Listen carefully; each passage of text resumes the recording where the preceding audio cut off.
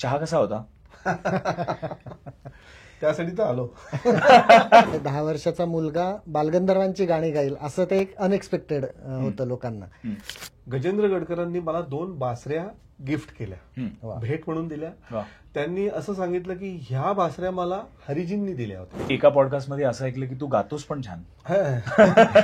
हे कुठलं पॉडकास्ट? इनको बजाते हुए देखा तो ऐसा लगा मैं मेरी फोटो खुद देख रहा हूं. वाव. तर वाह, ते क्या बात आहे. आपल्यासाठी आपण आशीर्वाद म्हणून घ्यायचं. ते फक्त एवढंच सांगायचे की दिलेल्या वेळात चांगलं गाता आलं पाहिजे. म्हणजे त्यांचं हे पण वाक्य होतं मला वाटतं की नाम लगाने वाले बहुत है. हम्म. कारण गुरुचं नाव लावलं की तो असं वाटतं ना हो. समोरच्याला. पण ते म्हणले नाम लगाने वाले बहुत है, गाने वाले ये है.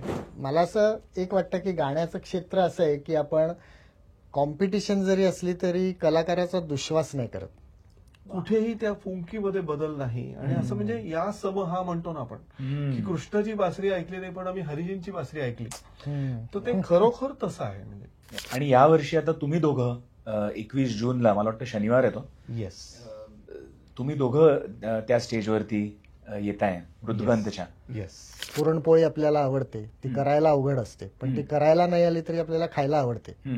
तसं गाण्यातलं टेक्निक नाही कळलं तरी ते ऐकायला आवडतं. तर हे महत्वाचं आहे सगळ्यात.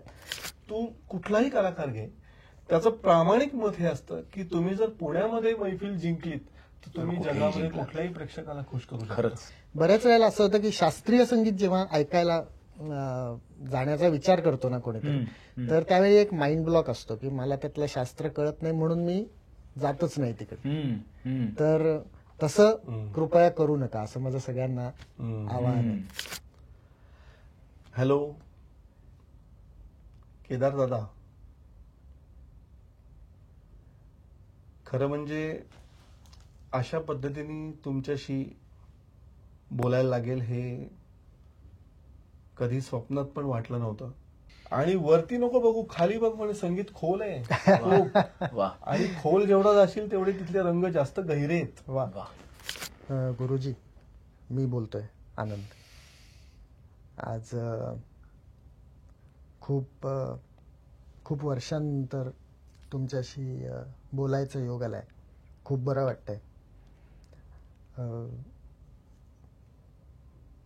तुमच्याकडे शिकायला मिळावं हे खूप लहानपणापासून स्वप्न होतं आणि तुम्ही त्याला हो म्हणलात हेच खूप भाग्य होतं माझं.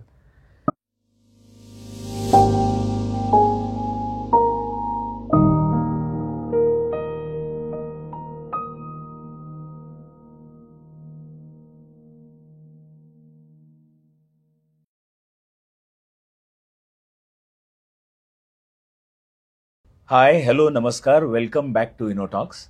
इनोटॉक्सचा हा आजचा एपिसोड खरंच खूप स्पेशल आहे. आज इनोटॉक्सच्या स्टुडिओमध्ये 2 दिग्गज कलाकार आलेत, ज्या कलाकारांना वेगवेगळ्या स्टेजवरती, फिल्म्समध्ये आणि अनेक रंगमंचावरती बघितलेले आहेत. असे 2 महान कलाकार आपल्या स्टुडिओमध्ये आलेत.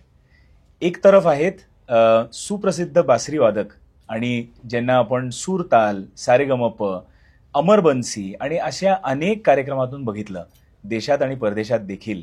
ते अमर ओक. आणि त्यांच्या शेजारी बसलेले आहेत बालगंधर्व या चित्रपटाने ज्यांची गाणी मशहूर झाली आणि त्याच्यानंतर ज्यांना नॅशनल अवॉर्ड देखील त्यांना मिळालं, असे आनंद गंधर्व किंवा आनंद भाटेजी. Amarji, Anandji, welcome to इनोटॉक्स. नमस्ते. नमस्ते. तुम्ही आज इनोटॉक्सच्या स्टुडिओमध्ये आलात, खरंच खूप छान वाटतंय. आणि त्याचं कारण म्हणजे आम्ही आतापर्यंत 13-14 एपिसोड शूट केले आणि आमच्या या स्टुडिओमध्ये कधीच आर्टिस्ट आले नव्हते किंवा सेलिब्रिटी गेस्ट आले नव्हते. त्यामुळे तुमच्याच बरोबर शूट केलेला हा पहिला एपिसोड. चहा कसा होता? त्यासाठी तर आलो. नाही, म्हणजे चहा वेगवेगळ्या पद्धतीने लोकांना आवडतो ना. काही जणांना पूर्ण दुधाचा आवडतो, काही जणांना पूर्ण पाण्याचा, दूध फक्त कलरसाठी. तुम्हाला कसा वाटला आजचा चहा? नाही, आम्ही कलाकार म्हणून कसंही असू दे पण नॉर्मलच चहा आवडतो, जसं आपण नेहमी करतो त्या पद्धतीचाच. तर आपला चहा तसाच होता. चांगला, छान होता चहा, मला आवडला. म्हणजे प्रत्येक प्रयोगाच्या आधी जसा चहा मिळतो आणि ज्याच्यानंतर मग प्रयोग एकदम सुंदर होतो, कार्यक्रम सुंदर होतो, तसाच होता ना. पुण्याचं यशवंतराव चव्हाण नाट्यगृह आहे ना, तिथे मी जेव्हा प्रेक्षक म्हणून बसलो होतो ना, तिथे 2 ओळी त्या वाचल्या होत्या आणि त्या मला खूप भावल्या. तिथे असं लिहिलंय की आषाढ घनांसम दाद रसिकांची अन अविरत व्हावी उधळण उन्मेषाची. म्हणजे समोर बसलेला जो कलाकार आहे त्याची ती कला सादर होताना बघताना ते जेव्हा वाचलं जातं ना, असं वाटतं की हे एक कलेचं सादरीकरण ह्याची देवाणघेवाणच आहे. म्हणजे जितकी दाद इकडनं मिळते कलाकाराला, तेवढ्याच कलाकाराची कला अजून भरत भरत जाते. नक्कीच असंच आहे का ते? हो, नक्कीच. कारण हे जेवढी दाद मिळते हे दोन्ही बाजूंनी असायला लागतं. आणि जेव्हा साध प्रतिसाद असतो त्यावेळी ती मैफल नक्कीच जास्त रंगत जाते. बरोबर आहे. मग आनंदादा, तुला असा एखादा एक्सपिरियन्स आठवतो का की जेव्हा पहिल्यांदा ती आवर्जून अशी दाद मिळाली आणि ती दाद मिळाल्यानंतर असं समजलं की हा, we are on the right track? मला लहानपणचा प्रोग्राम आठवतोय. म्हणजे मी जेव्हा बालगंधर्वांची गाणी शिकायला लागलो आणि थोडे प्रोग्राम्स करायला लागलो होतो, तर अखिल भारतीय नाट्य परिषदेच्या तर्फे बालगंधर्व रंगमंदिरमध्ये त्यांनी ठेवलं होतं गाणं. आणि त्यावेळी मी 10 वर्षाचा होतो. तर त्यामुळे 10 वर्षाचा मुलगा बालगंधर्वांची गाणी गाईल असं ते एक अनएक्सपेक्टेड होतं लोकांना. तर त्यामुळे तिथे अशी एक जी खूप गाणं चालू केल्या उत्स्फूर्त दाद मिळाली होती, ती खूपच लक्षात राहिली. आणि मग त्याच्यानंतर असं वाटलं का की पुढे आपण याच्यामध्येच अजून शिकावं आणि अजून करावं? हो, आमच्याकडे गाण्याचं वातावरण तर होतंच. आणि मलाही लहानपणापासून गाणं ऐकायला आवडायचं. माझे पणजोबा भाटेबुवा हे बालगंधर्वांचे समकालीन असल्यामुळे त्यांच्या गाण्याची खूप आवड, ते दैवतच होतं बालगंधर्व आहे. आणि त्यामुळे ती गाणी शिकत होतो आणि थोडे कार्यक्रम चालले होते. आणि त्यामुळे लहानपणापासूनच एखादी गोष्ट आवडली तर ती खूप पुढे आपण चांगल्या प्रकारे करू शकतो. तसं माझं झालं की जरी ते गाणं तसं बघितलं तर बालगंधर्वांचा काळ खूप जुना, पण ते गाणं असं आहे की सगळ्या वयोगटातल्या लोकांना ते आवडतं, आकर्षित करून घेतं. तसंच मला ते लहानपणापासून आवडलं. आणि मग लोकांना गाणं आवडतंय म्हणल्यावर नक्कीच उत्साह वाढला. बरोबर आहे. अमरदादा, तुझा असा कुठला एक्सपिरियन्स होता का? हो, मला पण आठवतो तो पुण्यातल्या केसरी वाड्यातला एक कार्यक्रम, ज्याच्यामध्ये आनंद म्हणाल तसंच छावा किंवा बाल कलाकारांचाच तो कार्यक्रम होता. आणि पुण्यातलेच प्रख्यात बासरी वादक अरविंद गजेंद्र गडकर त्यावेळेला ते सगळं आयोजन ते करत होते. तर तिथे मी एक गाणं वाजवलं आणि त्याला पण असाच खूप चांगला प्रतिसाद मिळाला प्रेक्षकांचा. आणि त्याच्यानंतर गजेंद्र गडकरांनी मला 2 बासऱ्या गिफ्ट केल्या, भेट म्हणून दिल्या. त्यांनी असं सांगितलं की ह्या बासऱ्या मला हरिजींनी दिल्या होत्या, त्या मी तुला आज देतोय, तर तू हा वारसा पुढे चालव. वाव. तर मला खूप लक्षात राहिलेली ती एक दाद आहे. आनंदादा, तू झेन्सारमध्ये IT क्षेत्रामध्ये जवळजवळ 17-18 वर्ष नोकरी पण केलीस. आणि एकीकडे वयाच्या 10व्या वर्षी एवढा मोठा कार्यक्रम, एवढी मोठी दाद आणि आनंद गंधर्व अशी उपाधी देखील मिळाली होती. मग ते सगळं जे ग्लॅमर असं म्हणायला हरकत नाही, ते जे अर्ली एजमध्ये मिळालं, त्याच्यानंतर मग अवघड झालं नाही 17-18 वर्ष पूर्णपणे IT मध्ये नोकरी करायची आणि मग फुल टाइम गाणं? आमच्या घरी ऍक्च्युअली दोन्ही वातावरण होतं. जसं गाण्याचं वातावरण होतं तसंच शिक्षणाचंही वातावरण खूप होतं. आणि त्याच्यामुळे हे दोन्ही चालू ठेवायला मला कधी प्रश्न पडला नाही. आणि प्रसिद्धी होती लहानपणी मिळालेली, पण तरी सुद्धा अभ्यासाकडे दुर्लक्ष होता कामा नये असे एक संस्कार घरचे होते, आईबाबांचे आणि माझ्या बहिणी दोघी. त्यामुळे ते चालू ठेवायला तसा प्रश्न आला नाही. पुढे माझे गुरु पंडित भीमसेनजी यांनी सुद्धा मला दोन्ही गोष्टी चालू ठेवायला खूप प्रोत्साहन दिलं. म्हणजे माझं भाग्य आहे ते, कारण एवढ्या मोठ्या गुरुकडनं शिक्षण सुद्धा चालू ठेवायला तेवढंच प्रोत्साहन मिळणं हे दुर्मिळ असतं. पण त्यांना ते एक प्रकारचं कौतुक होतं. ते स्वतः लोकांना सांगायचं की हा एमटेक पण करतोय आणि माझ्याकडे गाणं पण शिकतोय. तर त्या प्रोत्साहनामुळे सुद्धा मी पुढे ते चालू ठेवू शकलो. आणि मग आणि दुसरी गोष्ट अशी झाली की टेक्नॉलॉजी किंवा सॉफ्टवेअर फील्ड हे सुद्धा मला आवडायचं. त्यामुळे मग मी जेव्हा ते दोन्ही करत होतो त्यावेळी दोन्हीकडे मला चांगलं वाटायचं. पण मग बालगंधर्व जेव्हा रिलीज झाला, चिन्मया सकल हृदय आणि अनेक गाणी ती अजरामर झाली, त्याच्यानंतर मग तो ट्रिगर पॉइंट ठरला का? नक्कीच. कारण सॉफ्टवेअर मधली नोकरी सोडून पूर्ण वेळ गाण्यात यायचं हा तसा खूप मोठा डिसिजन होता. आणि तो इतका मोठा निर्णय घेण्यासाठी बालगंधर्व सिनेमा हा नक्कीच ट्रिगर पॉइंट होता. त्याच्यानंतर मग गाण्याला माझा जो वेळ द्यायला लागत होता तो खूप वाढत गेला. कार्यक्रमांची संख्या वाढायला लागली. मग तेव्हा मी विचार केला की पूर्ण वेळ गाणं करून बघूया, जे खरंच आपली पॅशन आहे सुरुवातीपासून. त्याच्यात ऑफकोर्स माझ्या कुटुंबियांचा, माझे मिसेस, मुलगा या दोघांचाही खूप चांगला सहभाग आणि मला सपोर्ट होता त्या बाबतीत. बरोबर. तर त्याच्यामुळे आणि तो चांगला निर्णय ठरला. त्याचा कारण म्हणजे मी दोन्ही जेव्हा करत होतो तेव्हा मी म्हटलं तसं दोन्ही आवडत होतं मला, पण वेळेची खूप तारांबळ उडायची किंवा एकच गोष्ट आपलं लक्ष केंद्रित होत नाही मग एका गोष्टीकडे. तर ते सगळं मग मी पूर्ण वेळ गाण्यात आलो तेव्हा ते जास्त चांगल्या प्रकारे मला जमायला लागलं करायला. मग आता सॉफ्टवेअर मिस करता? हो, म्हणजे टेक्नॉलॉजी पार्ट त्यातला मी मिस करतो.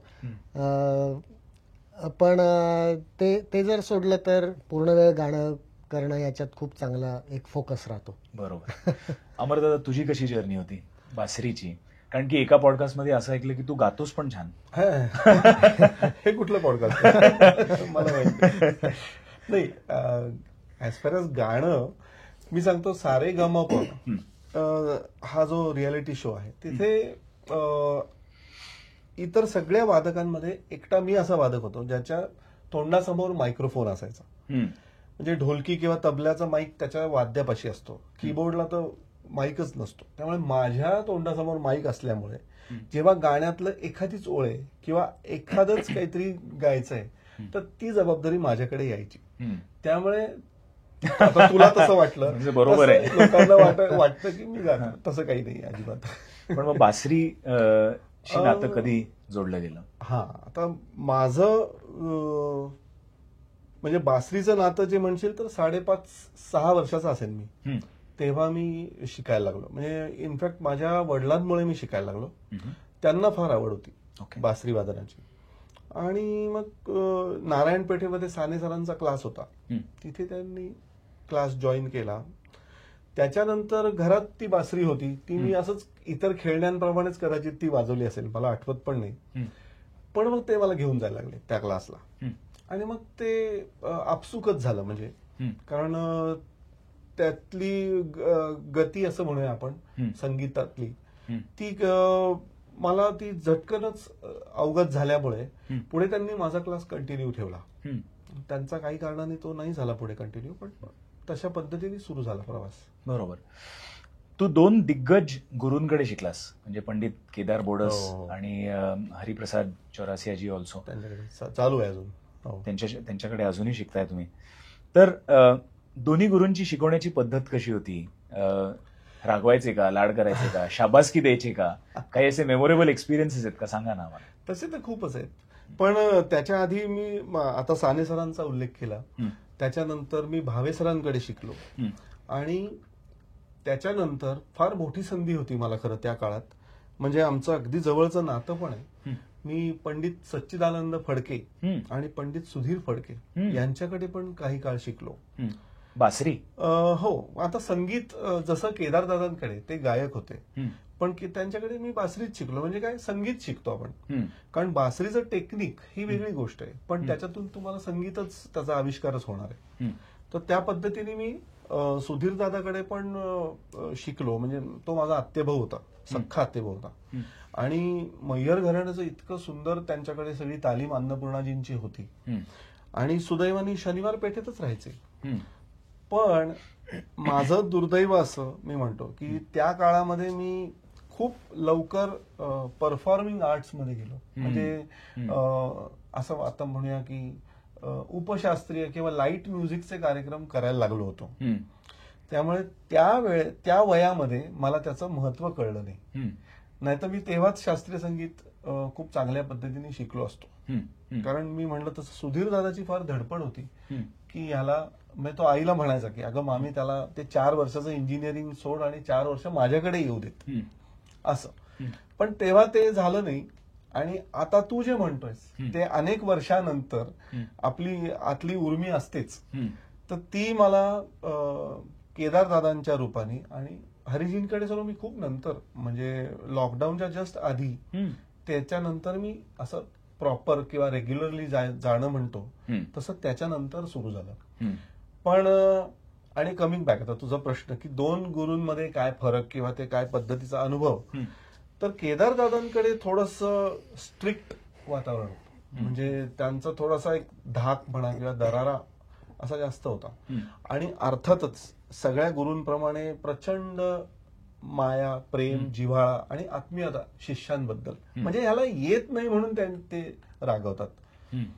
तर तशा पद्धतीचं वातावरण केदारदादांकडे होतं. म्हणजे वेळ प्रसंगी थोडं मिश्किल आणि हसी मजाक हे प्रकार होते, पण जास्त त्यांचं इम्प्रेशन म्हणशील तर तो दरारात जास्त वाटतो.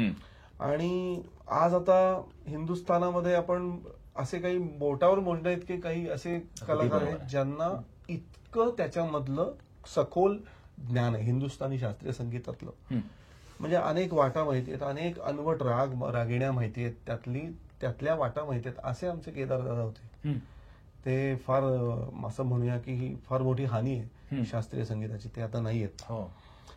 आणि हरिजींकडचा अनुभव म्हणजे फारच वेगळा आहे. म्हणजे जास्त म्हणशील तर खूप हसत्या खेळत्या वातावरणात तिथला क्लास चालतो. म्हणजे एक 10-15 जण तरी बसलेलो असतो आम्ही तिथे. आणि मग ते आल्यानंतर आज कोणसा राग लेंगे, चलो काय कुठला हंसध्वनी असेल, मग तो सुरू करतात, ते सुरू करतात, त्याच्यानंतर आम्ही सगळ्यांनी वाजवायचं. अशा पद्धतीनेच अगदी फारच वाईटच वाजवलं तरच ते चिडणार पण नाही, तसे फक्त मिश्किल हसतात आणि परत नाही असं करून मग परत ती फ्रेज वाजवून दाखवतात तुम्हाला. अशा पद्धतीचं असतं. आणि मग त्याच्यानंतर इंडिव्हिज्युअल प्रत्येकाला वाजवायला सांगणं किंवा मग काय पद्धतीने बढत करा किंवा काय पद्धतीने ताना वाजवा, असं थोडंसं ज्याला सांगावंसं वाटेल त्यालाच फक्त सांगतात. प्रत्येकाला सांगत नाहीत, कारण प्रत्येकाकडनं तुम्ही शिकत असता त्यावेळेला. समजा 15 जण आहेत तर मी 14 जणांकडनं शिकत असतो की हा काय वाजवतोय, यांनी काय वाजवलंय किंवा काय नाही वाजवायला पाहिजे, असं दोन्ही. तर त्यामुळे तिथला प्रकार थोडासा वेगळा. पण फायदा मला असा झाला की एक गायक आहेत आणि एक वादक आहेत. तर त्यामुळे गायकी अंग बासरीवर काय पद्धतीने आणता येईल असा एक थोडा विचार. आणि यांचं तर सगळं यांनी पायवाटच आपल्याला घालून दिलेली आहे हरिजींनी. त्यामुळे त्यांना आपण दुर्लक्षित करून जाऊच शकत नाही. असं एक नकळत संस्कार जे घडतात, जे प्रत्यक्ष गुरुकुलात शिकत नाहीत, ते पण इनडायरेक्टली हरिजींनाच फॉलो करत असतात. तेच माझ्या डोक्यात चालू होतं की ही गुरुकुल पद्धतीने तू म्हणजे आता आधी कुठल्या गुरुकुल पद्धतीने तू शिकायचास का? पण ऑफकोर्स नाही बहुतेक. गुरुकुल पद्धतीने म्हणजे गुरुकडेच गुरुगृही जाऊन राहून शिकणं शक्य तसं झालेलं नाही. पण ह्या दोघांकडचंही मिलाफ करून काही करता येईल का याचा मात्र प्रयत्न. पण मग अशी कुठली आठवण आहे का की जिथे या गुरूंनी एक शाबासकी दिली? हो, आहेत की. हरिजींचं तर मी तो कधीच विसरू शकत नाही. आनंद पण होता त्या प्रोग्रामला. हरिजी आणि आनंद अशा ऑडियन्समध्ये होता. 150वा अमर बन्सीचा प्रयोग. आणि तेव्हा त्यांनी म्हणजे मी खरं अगदी नम्रपणे सांगतोय आणि ही खरी गोष्ट आहे की हरिजी सगळ्याच शिष्यांचं खूप कौतुक करतात. पण त्या दिवशी त्यांनी असं म्हणाले की इनको बजाते हुए देखा तो ऐसा लगा मैं मेरी फोटो खुद देख रहा हूं. वाव. तर वाह, ते क्या बात आहे. आपल्यासाठी आपण आशीर्वाद म्हणून घ्यायचं असं कधीही नसतं.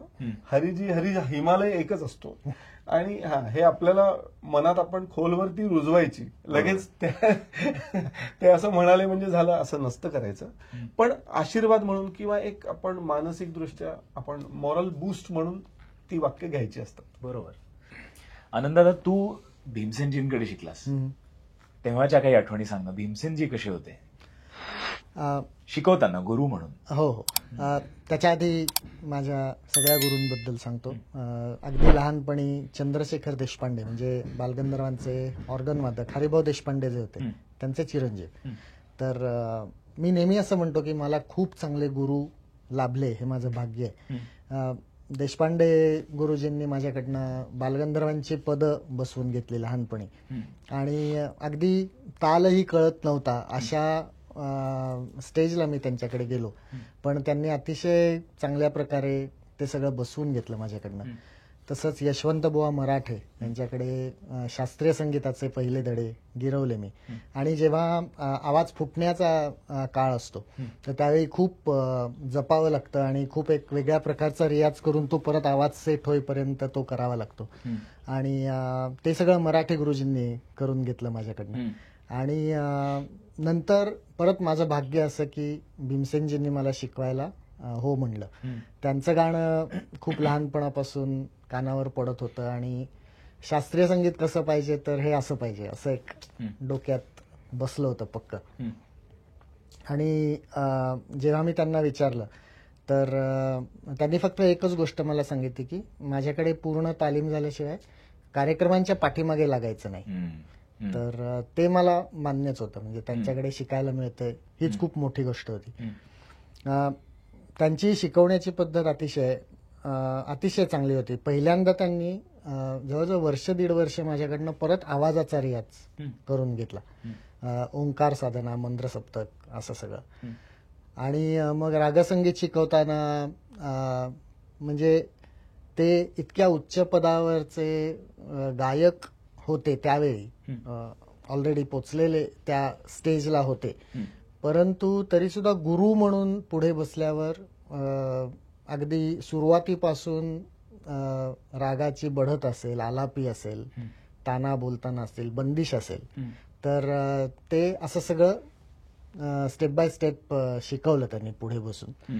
आणि त्यामुळे मी नेहमी म्हणतो की ते जेवढे थोर गायक होते तेवढेच थोर गुरुही होते. आणि दुसरं म्हणजे मला आता तू मगाशी म्हणलास तसं ते रागवायचे का असं हा प्रश्न बरेच वेळा मलाही विचारला जातो. कारण कधी कधी ते असे गंभीर असे वाटायचे, परंतु तसे रागवायचे नाहीत ते. म्हणजे शिष्याला आपण काहीतरी सांगतोय आणि शिष्याला येत नाहीये तर ते परत परत गाऊन दाखवायचे. पेशन्स खूप होता. हो. आणि तरी तो फरक राहायचाच की ते जे काही दैवी त्यांच्या तोंडातून जे यायचं आणि जे ऐकू यायचं ते आम्ही म्हणलं तरी कधीच यायचं नाही. परंतु त्यांच्याकडे तो पेशन्स होता की परत परत गाऊन दाखवायचे. परत जसं गायकी शिकवली तसं मैफलीमध्ये कसं गावं, काय करावं, काय करू नये ह्याच्याबद्दल सुद्धा खूप छोट्या छोट्या टिप्स द्यायचे. ते खूप बोलायचे नाहीत किंवा स्वतःच्या गाण्याबद्दल खूप असं खूप एक्सप्लेन करून सांगितलंय असं नाही. जे काय बोलायचं ते गाण्यात असं त्यांचं आपल्याला माहितीच आहे. पण असं एखादे पॉइंट सांगून जायचे की त्याच्यावर खूप विचार केला की त्यातली खोली कळायची. म्हणजे ते फक्त एवढंच सांगायचे की दिलेल्या वेळात चांगलं गाता आलं पाहिजे. तर हे वरकरणी एक साधं वाक्य आहे, पण आपण हे वाक्य डोक्यात ठेवून त्यांचं वेगवेगळ्या फॉर्मॅट मधलं गाणं जर ऐकलं तर त्याचा खरा अर्थ आपल्याला कळतो. की ती 3 मिनिटाची रेकॉर्ड असेल किंवा पूर्वी HMVने त्यांच्या LPs म्हणायचं तर 20 मिनिटात सगळा अख्खा राग मांडलेला असायचा आणि 1.5 तासाची मैफल. तर वेळ जसा असेल त्याप्रमाणे तुमच्या गाण्यामध्ये काय कंटेंट आला पाहिजे, किती ते सुंदर विचार आहे. सादरीकरण कसं केलं गेलं पाहिजे. तर हा विचार त्यांनी किती सखोल पद्धतीने केला होता हे लक्षात येतं अशा दृष्टीने ऐकल्यावर. पण सांगताना ते एवढंच एक वाक्य सांगायचं की जो वेळ दिलेला असेल त्याच्यात चांगलं गाता आलं पाहिजे. तुझा एक फोटो मी बघितला होता, सवाई गंधर्व महोत्सवाचा तो फोटो आहे, आणि you are a young boy that time if I may say, आणि पुढे भीमसेनजी गात होते आणि तू मागे तंबोऱ्यावर होतास, आणि तू ज्या तऱ्हेने त्यांच्याकडे पाहत होतास तो खूप इंटेन्स असा लुक होता. काय चालू असतं जेव्हा असा इतका दिग्गज कलाकार, आणि या केसमध्ये तो गुरुच समोर सादरीकरण करतायत एवढ्या मोठ्या स्टेजवर, तेव्हा काय डोक्यात चाललं असतं? त्यांच्या मागे जेव्हा जेव्हा तानपुऱ्याला बसायचो मी, तो प्रत्येक मैफल हा एक परत दैवी अनुभव असायचा असं म्हणलं तरी वावगं ठरणार नाही. म्हणजे त्यांना जी स्वरसिद्धी प्राप्त झालेली होती तर त्याचा अनुभव खूप यायचा की काही कशाही प्रकारची मैफल असू दे, छोटेखानी हॉलमधली मैफल असेल किंवा सवाई गंधर्व महोत्सवासारखे हजारो लोक समोर बसलेत, प्रत्येक मैफलीमध्ये पहिल्या काही सेकंदांच्या मध्ये जे काही वातावरण निर्मिती व्हायची तर ते खूप बघण्यासारखं असायचं, आणि ते स्वरसिद्धी असल्याशिवाय होत नाही. पूर्ण वातावरण त्या रागाने भारून जायचं.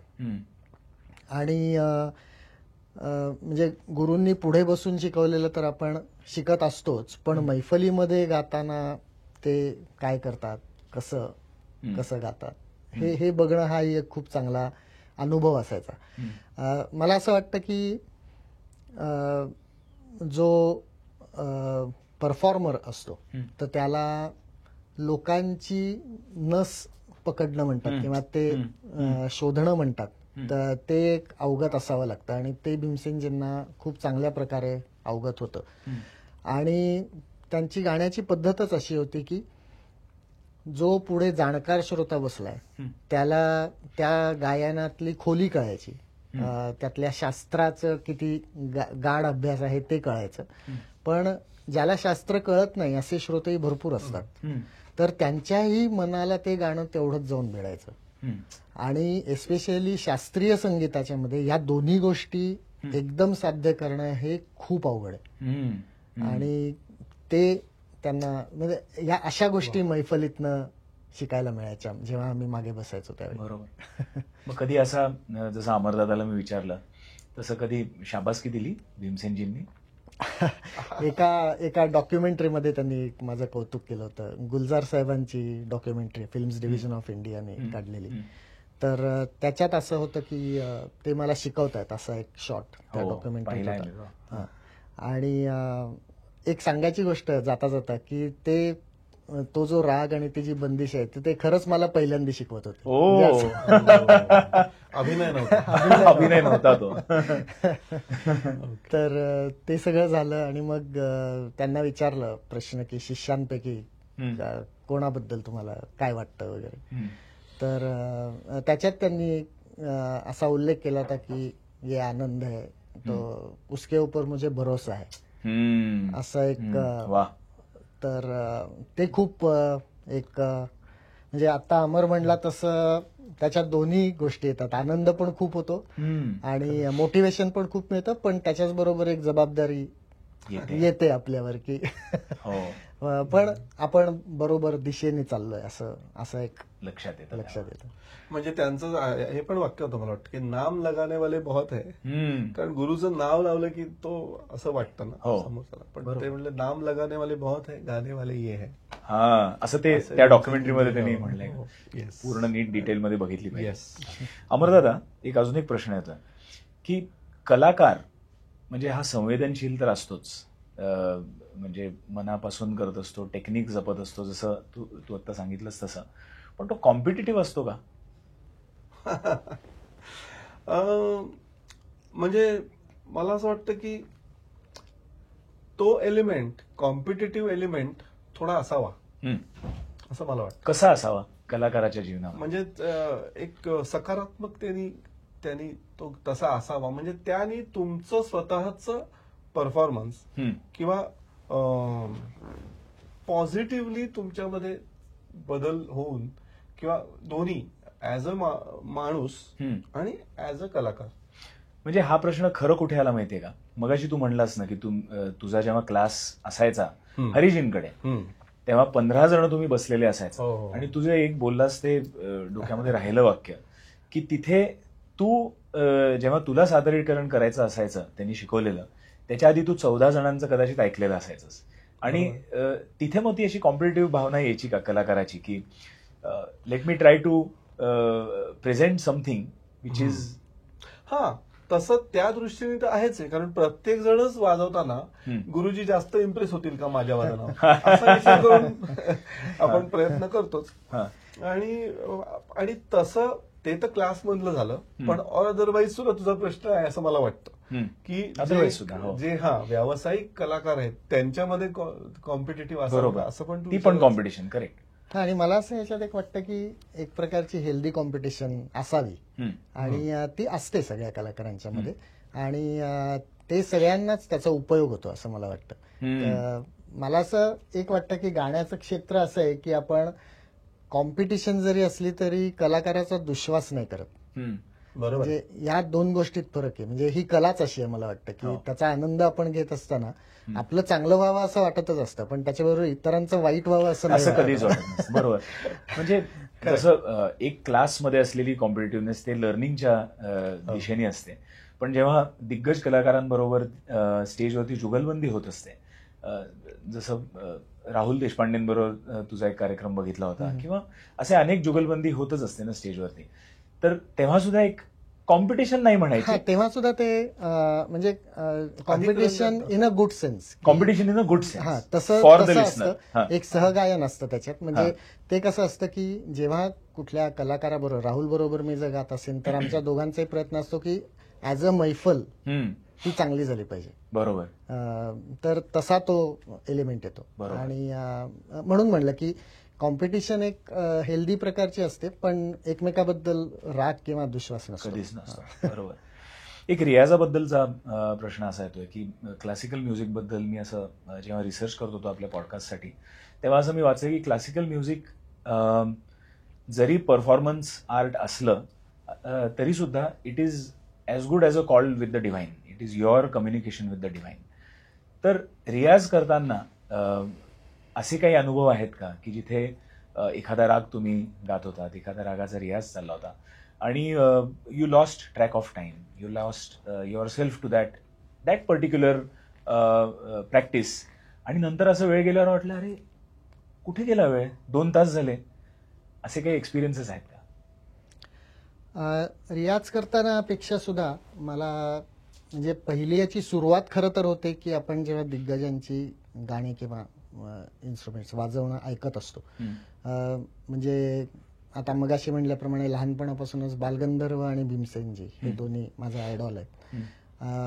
त्यांचं गाणं ऐकताना आणि सगळेच दिग्गज कलाकारांचं म्हणजे हे दोघच जण असं नाही, पण ते गाणं ऐकताना आपल्याला सुरुवातीला हे जाणवतं की एखादा सूर असा लागून जातो, एखाद्या तारसप्तकातला सा असा लागून जातो एखाद्या रागामध्ये की त्यावेळी आपणच विसरतो सगळं. आणि एक तो मी मगाशी जो स्वरसिद्धीचा उल्लेख केला तर त्यातला ती एक दैवी अनुभूती आल्यासारखं वाटतं की हे काहीतरी वेगळं आहे, हे जे आपल्याला कळतंय त्याच्यापेक्षा काहीतरी पलीकडचं आहे. तर हे नेहमीच जाणवत राहतं. आणि कधी कधी असं होतं की आपण गात असतो, रियाजाच्या वेळी होऊ शकतं किंवा मैफलीत गाताना होऊ शकतं की एखादा आपलं काहीतरी एखादी जागा व्हरायटी अशी येऊन जाते की जी आपण खूप पूर्वी मे बी ऐकलेली असेल पण ती त्यावेळी सुचते, किंवा एखादा सूर आपल्याला चांगला वाटतो ऐकायला लागलेला. तर असं झालं तर ती खूप चांगली गोष्ट आहे कलाकारासाठी. आणि असं क्वचित प्रसंगी होतं आणि ते झालं तर ती खूप चांगली अनुभूती असते. खरंय. आनंद म्हणला ते मला अगदी पटलं की आता हरिजींचे अनेक रेकॉर्ड्स म्हणजे प्रत्यक्ष तर ऐकताना आहेच, पण अनेक रेकॉर्ड्स ऐकताना असं वाटतं की अरे असं बासरीमधनं वाजू शकतं. म्हणजे वरचं सप्तक असू दे, खालचं सप्तक असू दे, त्यांचा तो टोनल क्वालिटी कुठे बदलत नाही.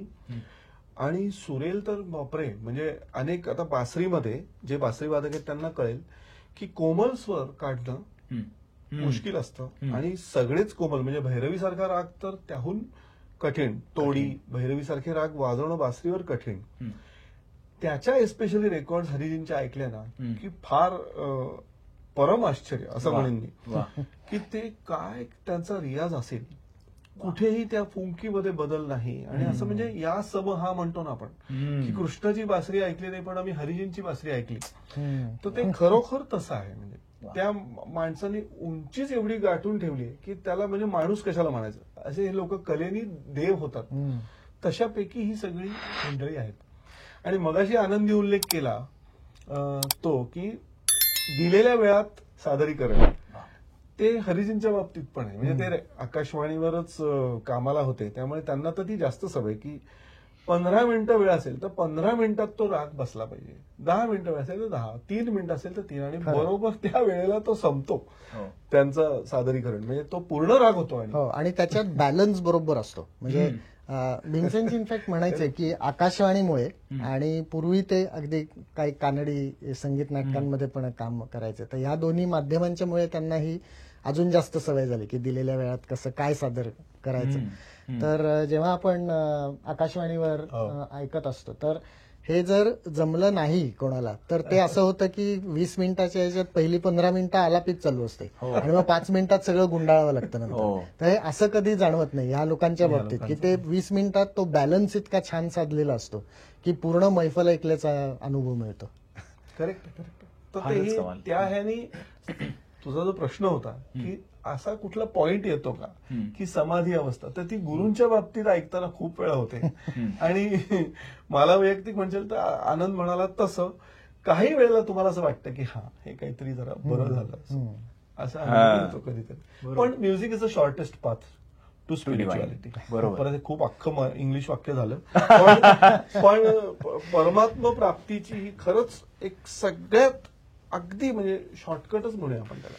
अगदी तुझ्यासाठीच एक प्रश्न आहे पुढचा. तू स्पिरिच्युअलिटी म्हणलास म्हणून मी एका पॉडकास्टवर ऐकलं की तुझी जी बासरीच्या करिअरची सुरुवात, असं म्हणणं योग्य आहे का ते तू सांग मला, ती भागवत कथेनी झाली. आणि भागवत कथनाचे जवळजवळ 100 प्रयोग तू वाजवलेस. म्हणजे ते 100 भागवत कथा. हो. आणि 9 दिवसाचा एक कथा 9 दिवस चालते. बरोबर, एक कथा 9 दिवस चालते. तर त्यावेळेचे काही स्पिरिच्युअल एक्सपिरियन्सेस किंवा इन अ वे हे खरं आहे. कारण मी 94 साली ग्रॅज्युएट झालो कम्प्युटर सायन्स. तर अर्थात घरच्यांची अपेक्षा असते की आता नोकरी करावी, पण एकही दिवस नोकरी केली नाही. म्हणजे मी एका कंपनीमध्ये जॉईन झालो होतो इंटरव्ह्यू पास करून, दुसऱ्या दिवशी जॉईन व्हायचं, गेलोच नाही. काय माहिती, मला मनातून वाटलं हे 8 तासाचा मामला काय आपल्याला जमायचा नाही, म्हणून मी गेलो नाही. माहिती नाही, घरच्यांनी पण तेव्हा सपोर्ट केला. आणि त्याच 2 का 3 महिन्याच्या अंतराने किशोरजी व्यास, आचार्य किशोरजी व्यास म्हणजे आताचे स्वामी गोविंद देव गिरी, म्हणजे ते अयोध्या राम मंदिराचे कोषाध्यक्ष आहेत. तर त्यांची भागवत कथा होती दिल्लीला आणि ते बासरी वादक शोधत होते. आणि आमचा एक मित्र त्यांच्याकडे तबला वाजवायचा. तर त्यांनी त्याला विचारलं कोणी आहे का बासरी वादक, तर माझं नाव पुढे आलं. मी त्यांच्याकडे गेलो, त्यांनी थोडंसं ऐकलं, ते म्हणले दिल्लीलाही ये तू कथेला. अशी माझी सुरुवात झाली. हो, पण हे खरंच भाग्य आहे की त्या वयामध्ये मला भागवतासारखा ग्रंथ ऐकायला मिळाला. आणि एकदा नव्हे तर जवळपास 100 वेळा. म्हणजे त्यांच्याबरोबर मी नंतर 2000 साली परदेशवारी सुद्धा केली. US कॅनडामध्ये फक्त ते आणि मी असे दोघंच भारतातून गेलो होतो. तर मग त्यांचा इतका सहवास, मला माहितीये की भारतात राहून कधीच मिळू शकत नाही, इतका त्यांचा सहवास मला मिळाला. आणि भागवतासारखा दिव्य ग्रंथ आणि माझ्याकडे हातात असलेलं बासरी हे वाद्य, त्यामुळे मला असं वाटतं की ते जॉब जो नाही केला मी, म्हणजे जो गेलो नाही त्या दिवशी, ते इतकं चांगलं झालं. कारण बाकी सगळ्या आपण ऐहिक गोष्टी, ज्याला मराठीत आपण मटेरियलिस्टिक म्हणतो, म्हणजे त्या सगळ्या इथेच ठेवण्याच्या गोष्टी आपण कमवत राहतो आणि जे ऍक्च्युअली आपल्याला मिळवायचं असतं ते राहून जातं.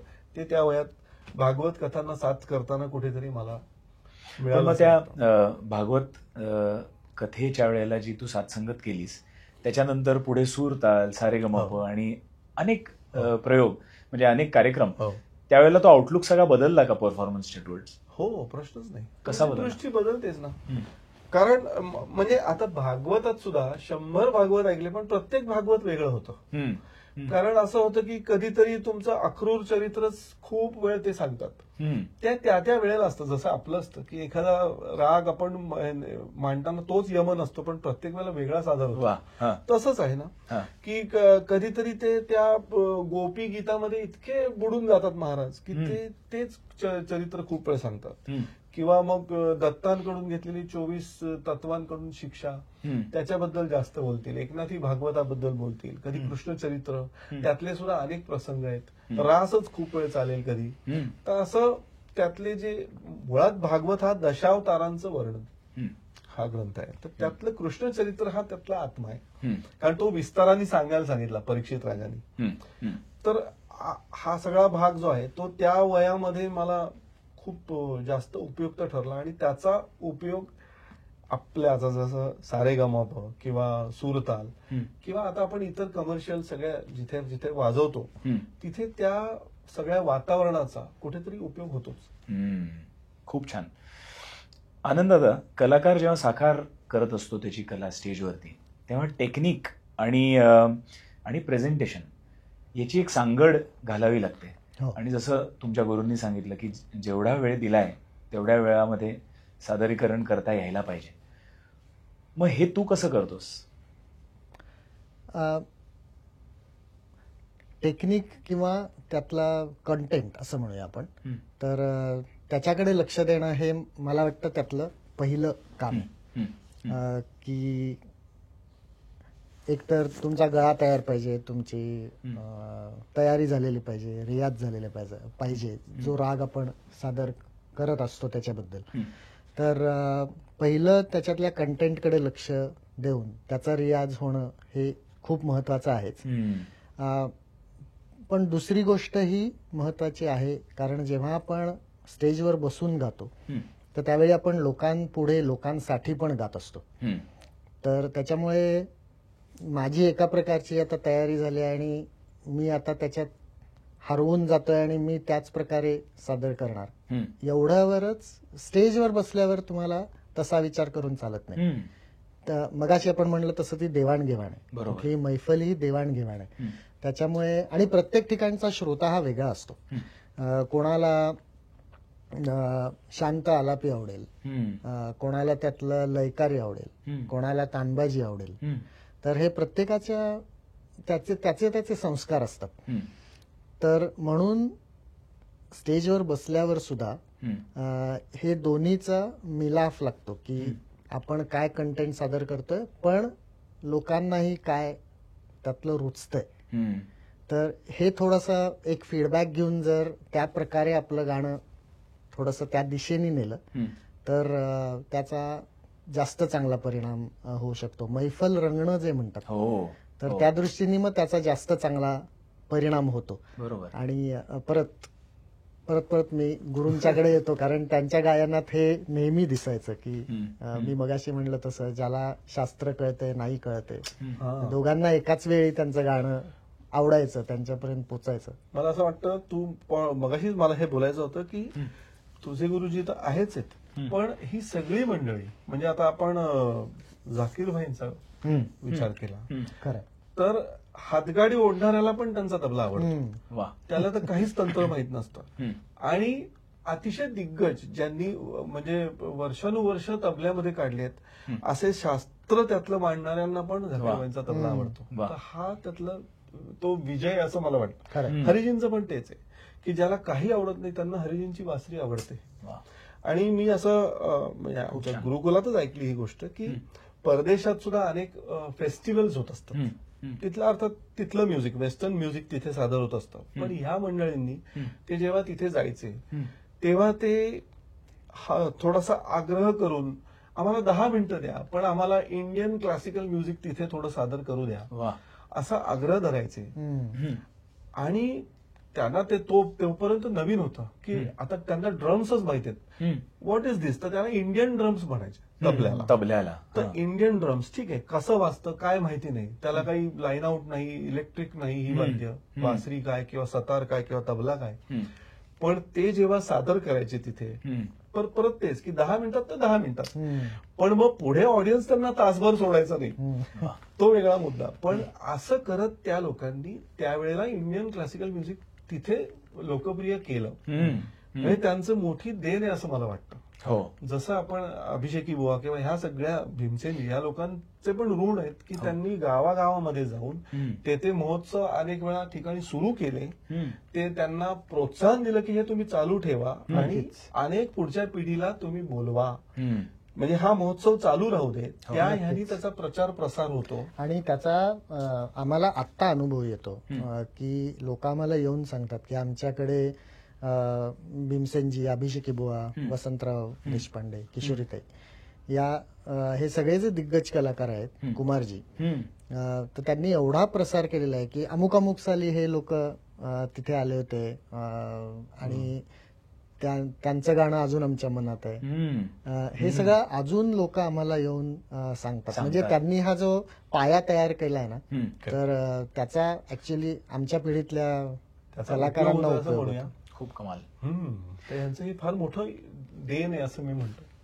अमरदादा, तू मागच्या वर्षी मृदगंध असा एक कार्यक्रम केला होतास. आणि मृदगंध, आणि त्यावेळेला मला वाटतं तुझा आणि जयतीर्थ निवंडी यांचा तो कार्यक्रम झाला होता.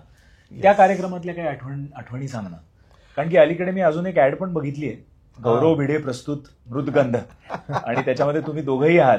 पण आधी तुझ्या मागच्या वर्षीच्या आठवणी ऐकायला खरंच आवडतील. तो आमचा पहिला कार्यक्रम होता मृदगंधचा, आणि गौरव भिडे प्रस्तुत मृदगंध. अनेक वेगवेगळ्या कलाकारांबद्दल बरोबर आम्ही कार्यक्रम करत असतो. त्यापैकी जयतीर्थ दादांबरोबरचा माझा पहिला कार्यक्रम होता, त्यामुळे त्याच्या विशेष आठवणी आणि खूपच छान अनुभव असं मी म्हणेन. कारण अतिशय उत्तम शास्त्रीय तालीम त्यांची आहेच आहे, पण ते इतरही गान प्रकार सादर करतात आणि आवडीने सादर करतात. तर त्यापैकी मग त्या कार्यक्रमामध्ये आम्ही विचार करून शास्त्रीय संगीत तर सादर झालंच, पण ठुमरी, भजन, भावगीत आणि एक बॉलिवूड म्हणजे राशीद भाईंनी एक गाणं गायलं, त्यांना एक आदरांजली म्हणून सुद्धा जयतीर्थ दादांनी त्याच्यामध्ये एक गाणं सादर केलं. सो असा तो एक सर्व स्तरातल्या प्रेक्षकांसाठी म्हणून असा तो एक कार्यक्रम सादर झाला मागच्या वर्षी. वा. आणि या वर्षी आता तुम्ही दोघं 21 जूनला मला वाटतं शनिवार येतो, येस, तुम्ही दोघं त्या स्टेजवरती येत आहे मृदगंधच्या. येस, त्याच्याबद्दल काहीतरी सांग ना आनंदादा. शनिवार काय बघायला मिळणार आहे रसिक प्रेक्षकांना? असं एक शनिवार 21 जून आहे आणि ती सकाळची मैफल आहे. तर हा अजून एक त्यातलं वैशिष्ट्य आहे याच्यातलं. त्यामुळे आम्ही जे शास्त्रीय संगीत त्यातला जो पार्ट असेल तर त्याच्यात सकाळचे राग काही मला वाजवण्याची, कारण हल्ली थोड्याशा सकाळच्या मैफली कमी झाल्यात, त्याच्यामुळे सकाळचे राग वाजवण्यात त्यातल्या बंदिशी काही असतील. आणि मी आणि अमरनी आधी पण एकत्र कार्यक्रम केलेले आहेत, परंतु या कार्यक्रमाच्या आता मृदगंधच्या निमित्ताने आम्ही परत एकत्र बसतोय रियाज करायला. आणि काहीतरी ह्या कार्यक्रमात आम्ही जे आधी नाही सादर करायचो तसं काहीतरी सादर करावं असा आमचा विचार चालू आहे. आणि परत आता अमर म्हणला तसं वेगवेगळे गायन प्रकारही असतील, म्हणजे ज्यांना अगदी शास्त्रीय संगीत आवडतं, नाट्यसंगीत आवडतं, अभंग आवडतात, सेमी क्लासिकल आवडतं, अशा प्रत्येकासाठी काही ना काही त्याच्यात सादरीकरण करायचा विचार आहे. काही आम्ही एकटं सादर करू, काही दोघं मिळून एकत्र सादरीकरण असेल असं त्याच्यात थोडंसं. मग काही सिक्रेट सांगा ना, काय बघायला मिळेल? अजून ते कळलं नाही. कुतूहल तर निर्माण झालं नाही, आता हे आलं ना गौरव भिडे प्रस्तुत मृदगंध बाबतीत, पण मी तुला सांगू का, गौरव भिडे प्रस्तुत मृदगंध वगैरे आहेच, तोच कार्यक्रम आहे. पण मला गौरव बद्दल पण सांगायचं या निमित्ताने की कलाकारांना पूर्ण लिबर्टी, स्वातंत्र्य देणारा हा माणूस आहे.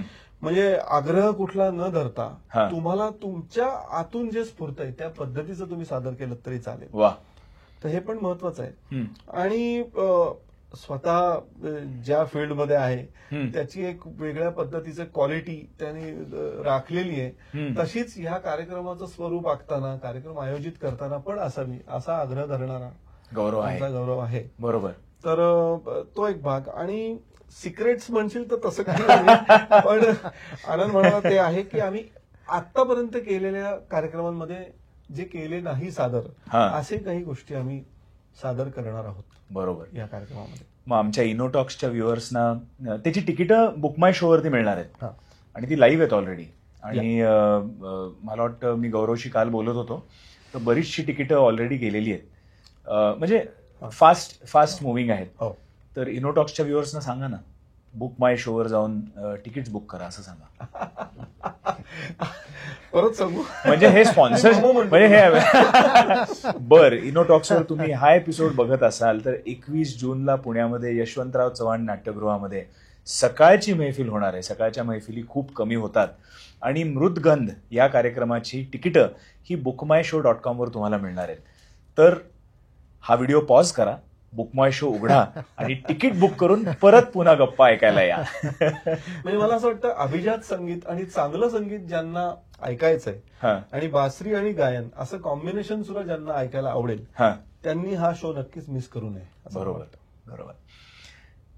थोडंसं पुढे आता अमरदादा, तुझ्या सॅकमध्ये खूप साऱ्या बासऱ्या मी बघितल्या होत्या. म्हणजे अनेक पॉडकास्टवरती तू ऑलरेडी त्या बघितल्या मी पॉडकास्टवरतीच. पण त्या एवढ्या बासऱ्या का असतात? काही लांब, काही छोट्या, काहीचं डायमीटर जास्ती, काही उभ्या, काही आडव्या. अरे पण पुण्यात सादर करताना खूप टेन्शन येतं माहिती आहे अशा पद्धतीचं. म्हणजे पुणेकर पटकन विचारू शकतो का एक पुरत नाही का तुम्हाला, त्यातली एक तरी बरी वाजेल अशा तुम्ही एवढ्या ठेवता. ते खरं आहे मात्र. टेन्शन असतं पुण्यामध्ये असं सांगणं. गमतीचा भाग बाजूला. पण मी नेहमीच सांगतो, कारण लाईट म्युझिक वाजवताना तुम्हाला वेगवेगळ्या सप्तकांमधले म्युझिकल पीसेस असतात. म्हणून एवढ्या सगळ्या बासऱ्या. म्हणजे काळी एकच्या माझ्याकडे 3 बासऱ्या आहेत. बर. एक सगळ्यात मोठी मंद्र सप्तकातली, एक मध्य सप्तकातली आणि एक एकदम छोटी तार सप्तकातली. तर अशा आता ते जे गाणं असेल ज्याच्यामध्ये समजा एकदम तार सप्तकातली बासरी असेल तर त्याच्यात एकच काळी एकची बासरी मी कशी घेणार. हो. आणि असे 12 सूर आहेत, त्याच्या इंटू 3 असं नाहीये, पण इंटू 2 धरलंस तरी सुद्धा 24-30 बासऱ्या माझ्या सेटमध्ये आहेत, नेहमी असतात. मग ही पोतडी घेऊन तू 21 जूनच्या कार्यक्रमाला जाणार आहेस? हो. म्हणजे तिथे लोकांना ती करामत पण बघायला मिळेल. 30 नाही वाजवणार, त्यातल्या काही सिलेक्टेड. बर. आनंद दादा, एक असा प्रश्न येतोय की एखाद्या चांगल्या श्रोत्यांनी, म्हणजे गमतीचा भाग जाऊ दे, तू पुण्यामधल्या श्रोत्यांबद्दल बोललास अमरदादा, पण एखाद्या चांगल्या श्रोत्यांनी गाणं किंवा सादरीकरण कसं ऐकावं? म्हणजे लॉजिक सेंटरने ऐकावं, लॉजिकली ऐकावं, टेक्निकने ऐकावं, का अगदी मनापासनं विसरून जाऊन ते सादरीकरण ऐकावं? त्यातला आनंद नक्की घेतला पाहिजे. म्हणजे तुम्ही यापैकी कशाही पद्धतीने ऐका, पण त्यातला जर आनंद घेऊ शकला नाही श्रोता तर मग त्या ऐकण्याला काही अर्थ नाही. आता वेगवेगळ्या प्रकारचे श्रोते या वेगवेगळ्या प्रकारे ऐकतात. काही जण नुसता गायनाचा आस्वाद घेण्यासाठी येतात आणि त्यातलं शास्त्र त्यांना कळत नसतं, पण ते गरजेचंही नाहीये. म्हणजे नेहमी याच्या बाबतीत उदाहरण जे दिलं जातं ते मी परत देतो एकदा, की पुरणपोळी आपल्याला आवडते, ती करायला अवघड असते, पण ती करायला नाही आली तरी आपल्याला खायला आवडते. तसं गाण्यातलं टेक्निक नाही कळलं तरी ते ऐकायला आवडतं. तर हे महत्वाचं आहे सगळ्यात. तर ते गाणं आवडणं आणि त्याचा आनंद घेता येणं हे सगळ्यात महत्वाचं आहे. आता त्यातले जे संगीताचे विद्यार्थी असतील त्यांनी जरूर त्यात थोडंसं त्या प्रकारे ऐकलं पाहिजे. म्हणजे मग त्यांना त्यातनं काहीतरी शिकता येतं.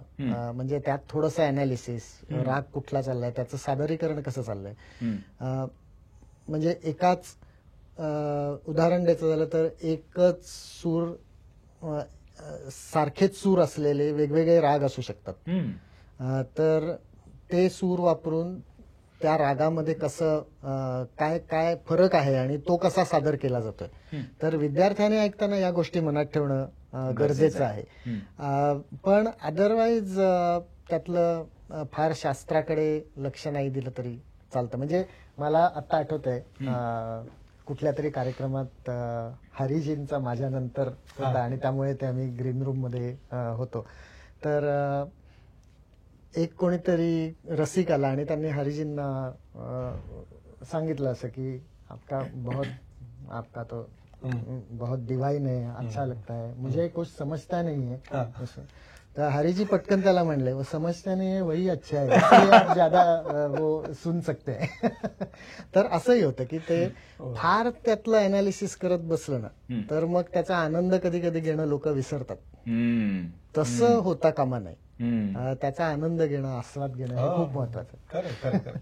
आणि मगाशी मी पुणेकरांबद्दल बोललो, तो वेगळा मुद्दा आहे. पण तू कुठलाही कलाकार घे, त्याचं प्रामाणिक मत हे असतं की तुम्ही जर पुण्यामध्ये मैफिल जिंकलीत तर तुम्ही जगामध्ये कुठल्याही प्रेक्षकाला खुश करू शकता. खरंच. म्हणजे कारण काय आहे की तेवढाच चांगल्या काय म्हणायचं क्वालिटीचा कलाकार जर असेल ना प्रेक्षकात, तर तुमच्याकडनं पण तसंच डिलिव्हर होतं.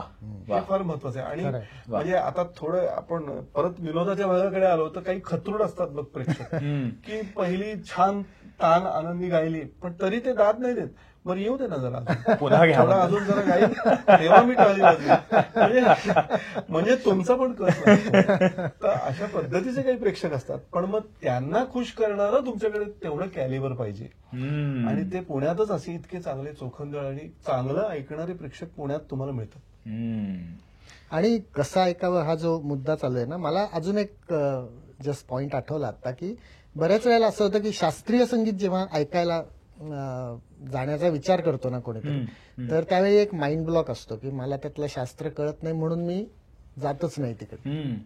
तर तसं कृपया करू नका असं माझं सगळ्यांना आवाहन आहे.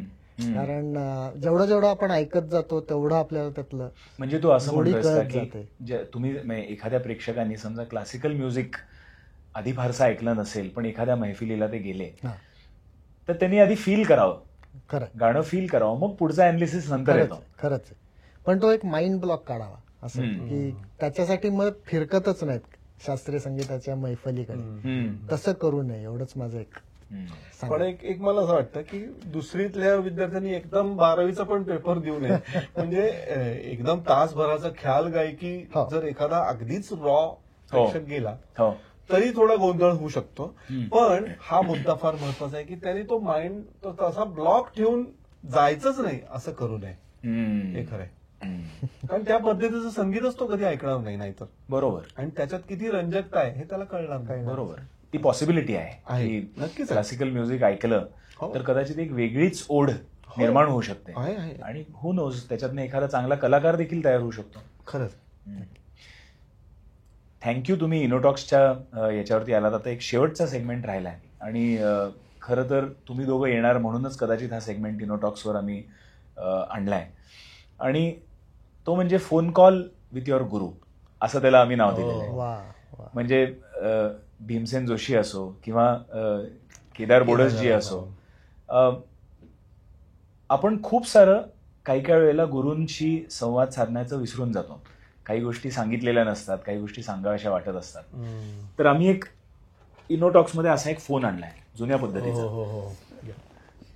तर हा फोन तुम्ही घेतलात, रिसिव्हर घेतलात आणि नंबर डायल केला कुठलाही की ती हॉटलाईन आहे, ती डायरेक्ट तुमच्या गुरूंना लागणार आहे. मग गुरूंनी फोन उचलला की तुम्ही त्यांच्याशी काय संवाद साधाल? हॅलो केदार दादा, खरं म्हणजे अशा पद्धतीने तुमच्याशी बोलायला लागेल हे कधी स्वप्नात पण वाटलं नव्हतं.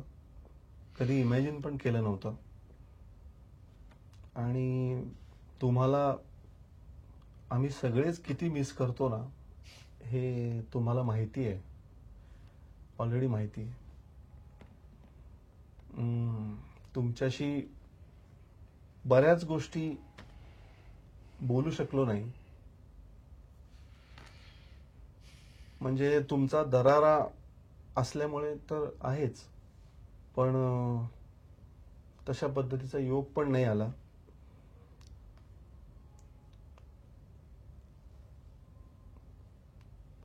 आणि एका गोष्टीचं खूप वाईट वाटतं की तुम्ही जेव्हा आजारी होतात तेव्हा खरं म्हणजे एक सर्जरी तुम्हाला वाचवू शकली असती, पण ती समहाऊ म्हणजे आम्ही तुम्हाला कन्व्हिन्स नाही करू शकलो की तुम्ही ती सर्जरी करा. प्रयत्न केला पण त्याच्यात यश नाही आलं. आणि ते जर आलं असतं तर आज चित्र खूप वेगळं असतं. आणि अखिल शास्त्रीय संगीत विश्वाची जी फार मोठी हानी झाली आहे, आमची तर आहेच, सर्व विद्यार्थ्यांची, पण या जगालाच तुम्ही जे देऊ शकला असतात ते आज होऊ शकत नाही, ह्याची खूप खंत वाटते. खूप वाईट वाटतं की तुमच्याशी अशा पद्धतीने फोनवर बोलायला लागतंय. आणि ही सल कायम मनात राहील की आम्ही तुम्हाला कन्व्हिन्स करू शकलो नाही किंवा त्याच्यापासून म्हणजे जे अघटित घडलं ते वाचवू शकलो नाही, याची खूप खंत राहील आयुष्यभर. काकूंच्या संपर्कात आम्ही आहोतच सगळे आणि कायम राहू, तुम्हालाही ती माहिती आहे गोष्ट.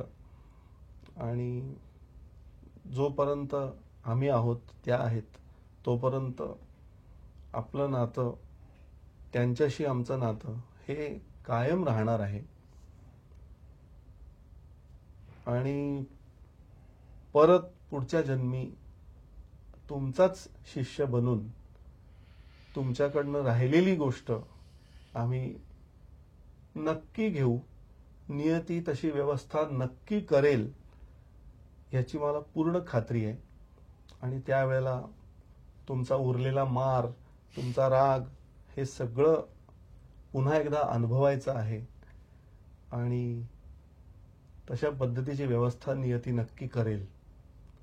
तुर्तास तुम्हाला पुन्हा एकदा साक्षात साष्टांग दंडवत. ठेवतो फोन.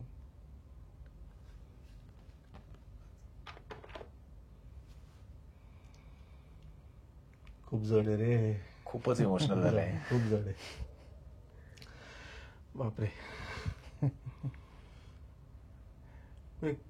खरं सांगू का, इतकं त्यांचं संगीतातलं ज्ञान इतकं प्रत्येक क्लासच्या वेळेला ऐकलंय आम्ही, बघितलेलं आहे ना, की तसं व्यक्तिमत्वच मिळणं कठीण आहे, फार कठीण आहे. आणि दरारा वगैरे सगळं आहे, पण त्याच्यापेक्षा सुद्धा त्यांचा शिष्यांप्रती असलेला जिव्हाळा हा तो आपल्याला तेव्हा नाही कळत, तेव्हा टेन्शन येतं, भीती वाटते, पण ते सगळं तुमच्या चांगल्यासाठी असतं हे पण माहित असतं आपल्याला. अजून एक गोष्ट, बरं झालं मी आता आठवली, बोडस कुटुंब हे असं एकमेव नाही, असं कुटुंब आहे ज्यांनी कधीही कुठल्याही विद्यार्थ्याकडनं एक नवा रुपया घेतला नाही. क्लास जसं असतो, कारण त्यांचे आजोबा पंडित लक्ष्मणराव बोडस हे विष्णू दिगंबर पुरस्कारांचे डायरेक्ट शिष्य साक्षात. आणि त्यांच्याकडनं त्यांना तशी आज्ञा झाली होती की विद्यादानाचा पैसा घ्यायचा नाही, त्याचा मोबदला घ्यायचा नाही. तो केदारदादांच्या पिढीपर्यंत त्यांनी जपला. आमच्याकडनं कोणाकडनंही त्यांनी एक नवा रुपया कधीही घेतला नाही. आणि म्हणजे विद्वत्ता तर अशी की 4 गुरूंकडनं त्यांनी शिक्षा घेतलेली. अशोक रानडे आहेत, रेळे गुरुजी आहेत, जानोरीकर बुवा आहेत, त्यांचे वडील आहेत नारायणराव बोडस, यांच्या सगळ्यांच्याकडनं इतकं उत्तम सगळी तालीम मिळालेले आमचे केदार दादा होते. त्यामुळे त्यांच्याकडे सगळं भंडार होतं. म्हणजे साधं बोलता बोलता सुद्धा एखादा माणूस इतकं शिकून जायचा की पक्षी बसतो फांदीवर, तो कसा बसतो, नीट सावरून स्वतःचे पंख असा आवरून बसतो, तसं तुझं लँडिंग असलं पाहिजे स्वराचं. क्या बात आहे, क्या बात आहे. आणि वरती नको बघू, खाली बघ, म्हणजे संगीत खोल आहे खूप. वा आणि खोल जेवढा जाशील तेवढे तिथले रंग जास्त गहिरे आहेत. वा. तर हे वरवर वाक्य कोणाला कळणारही नाही ज्यांनी त्याची डुबकी मारली आहे. वा. तर असे शिकवून जाणारे गुरु कधी कसे मिळायचे हो? यांचंही असंच होतं, एक पैसा नाही घेतला कधी. हे अशी थोर मंडळी अशी. उलट ते मला मध्ये एक स्कॉलरशिप मिळायची आपल्या कल्चरल डिपार्टमेंटची, काही 2-3 वर्ष. बरोबर. तर ती गुरूंसाठी म्हणून असायची. तर ते त्यांना द्यायला गेलो की ते फॉर्मवर नुसतीच सही करून द्यायचे मिळाले म्हणून, आणि म्हणायचे ठेव तूच ते कुठल्या तरी गाण्याच्या काहीतरी त्याच्यासाठी वापर. वा वा वा वा. मलाही ती स्कॉलरशिप होती सेंट्रल गव्हर्नमेंट. काय थोर होते गुरु. खरंच.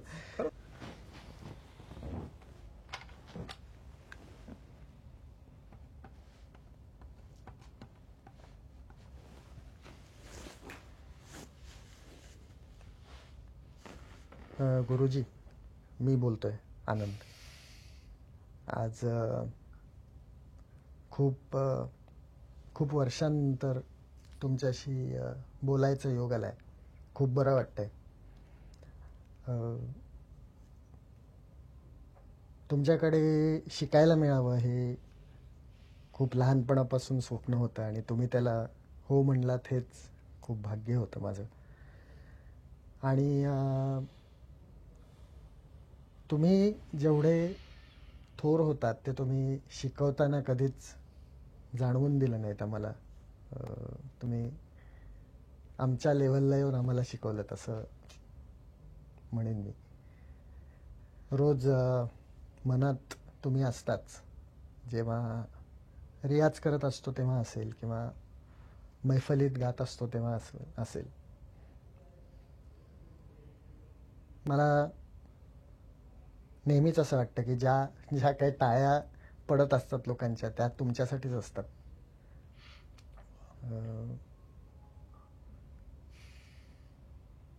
तर तुम्हाला या निमित्ताने तुमच्याशी बोलायचं योग आला हे खूप खूप खूप बरं वाटतंय. आणि अजून काय बोलू, तुम्ही मनात आहातच आमच्या.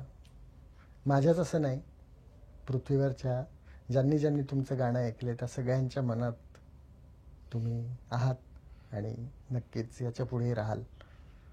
पुन्हा एकदा तुम्हाला नमस्कार करतो. ठेवतो. वा. वा. खूपच इमोशनल असं झालं वातावरण ते. एक शेवटचा सेगमेंट आहे, ते म्हणजे रॅपिड फायर. तो घेऊयात. येस. पर्सनल रिच्युअल तुमच्या स्टेजवर जाण्याच्या, कुठल्याही स्टेजवर रंगमंचावर जाण्यापूर्वी असं कुठलं पर्सनल रिच्युअल आहे? खरं म्हणजे नाही, पण बसायच्या आधी, म्हणजे मैफिल सुरू व्हायच्या आधी प्राणायाम, एक बसल्या जागी. नाही, असं खूप मोठं रिच्युअल असं काही नाही. बसल्यावर फक्त सगळ्यांचं स्मरण करतो, एकदा गुरूंचं आणि जे जे माझे आयडॉल आहेत सगळे, की आणि देवाचं स्मरण. बरोबर. कारण प्रत्येक मैफल ही वेगळी असते. बरोबर. आणि ती कशी होईल हे कधीच कुठलाच कलाकार सांगू शकत नाही. खरंच आहे, खरंच. एखादा अनकन्व्हेन्शनल व्हेन्यू जिथे तुम्ही परफॉर्म केलाय? अगदीच अनकन्व्हेन्शनल असं मी नाही म्हणणार, परंतु एक लक्षात राहिलेलं म्हणजे पृथ्वी थिएटर्स, की जिथे नॉर्मल ऑडिटोरियम प्रोग्राम्सचं वातावरण वेगळं असतं, माईक्स असतात, आणि तो अँप्लिफाय होऊन आपला आवाज जातो. पृथ्वी थिएटर्सचं वैशिष्ट्य असं आहे की तिथे हे सगळं न वापरता तिथली जी रचना आहे, अकॉस्टिक रचना आहे, त्यांनी तो आवाज सगळ्यांच्या पर्यंत पोचत असतो. आणि पूर्वीच्या काळी जे आपण नैसर्गिक वातावरणात हे सगळं संगीत ऐकायचो किंवा सादर करायचो, तर त्याचा एक अनुभव तिथे खूप चांगला येतो.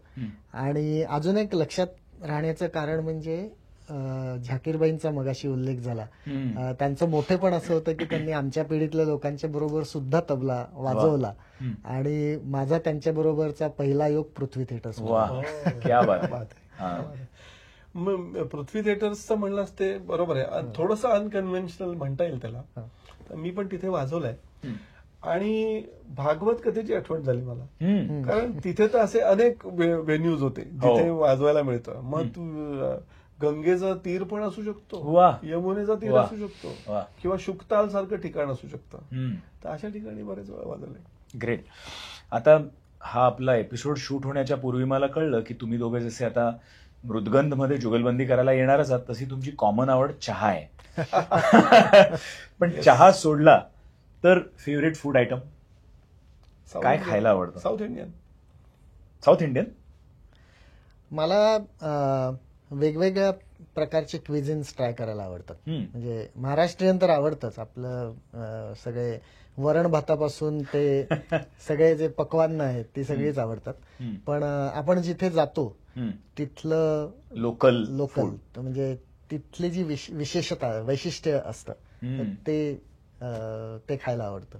मग तुम्ही इतके कार्यक्रम केले, देशात परदेशात अनेक सिटीज मध्ये गेलात, आतापर्यंत सर्वात भावलेली आवडलेली अशी कुठली सिटी, कुठलं शहर? मला पर्सनली लंडन खूप आवडतं. वा, जास्त आवडतं. युएस मध्ये बॉस्टन, इकडे लंडन आवडतं. पण एकच म्हणायचं झालं तर लंडन.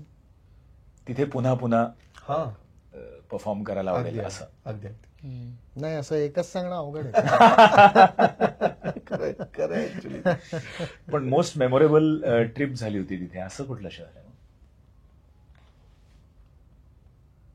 परत लंडन हे होतच आहे. ओके.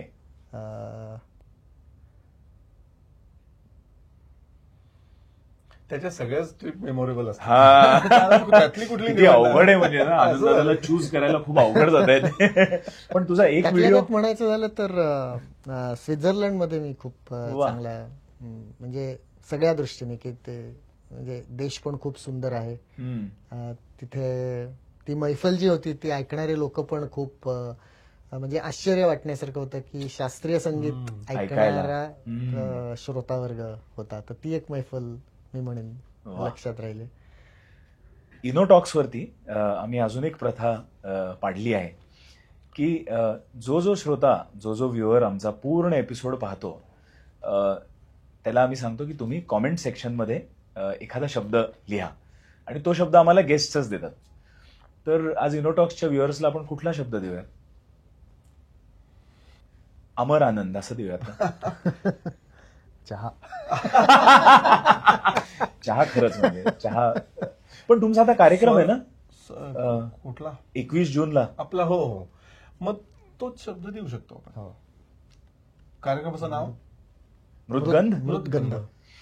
जे हा एपिसोड शेवटपर्यंत पाहतील त्यांनी कॉमेंट्समध्ये मृदगंध असं लिहा आणि हो, तिकीट्सही बुक करा.